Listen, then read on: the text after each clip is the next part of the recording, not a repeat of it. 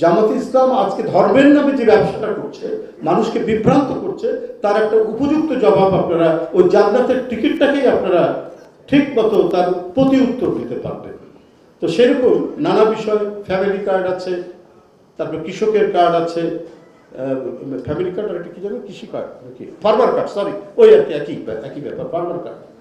এই সমস্ত বিষয় নিয়ে আমাদের বিশেষজ্ঞরা বলবেন এবং অত্যন্ত সহজবোধ্যভাবে তারা কথা বলবেন। আপনাদেরকে দেওয়া হয়েছে, কাগজ কলম দেওয়া হয়েছে, প্রয়োজনে আপনারা সেটা টুকে নেবেন, টুকে নিয়ে আপনারা সেটা হৃদয়ঙ্গম করবেন এবং সেটা আপনারা সাধারণ মানুষের কাছে আপনারা সেটা যাবেন।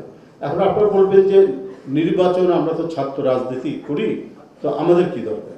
আমি আপনাদেরকে বলি যে উন্নত দেশগুলোতে ধরেন হার্ভার্ড বা ইয়েল বা আপনার university of California at Berkeley, এগুলো বিখ্যাত ইউনিভার্সিটিতে, ওইখানে আমাদের মতো তো এইরকম স্টুডেন্ট অর্গানাইজেশন ওইরকম নয়, অন্যভাবে আছে। স্টুডেন্ট ইউনিয়ন আছে, আমাদের যেমন রাকসু এরকম যেমন আছে, তেমনি স্টুডেন্ট ইউনিয়ন আছে।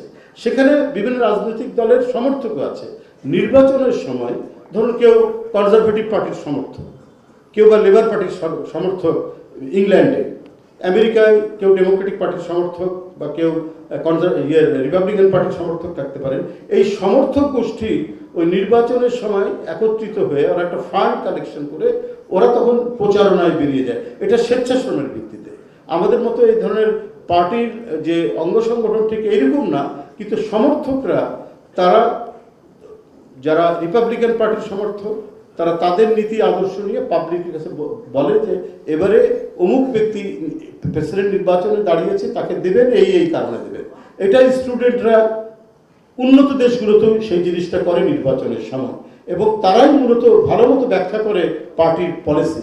তারা আবার যখন নির্বাচন শেষ হয়ে যায় আবার ব্যাক করে ক্যাম্পাসে আবার পড়াশোনায় মন দেয়। যাই হোক, ওটা একটা ডেভেলপড সোসাইটি, তাদের ব্যাপারটা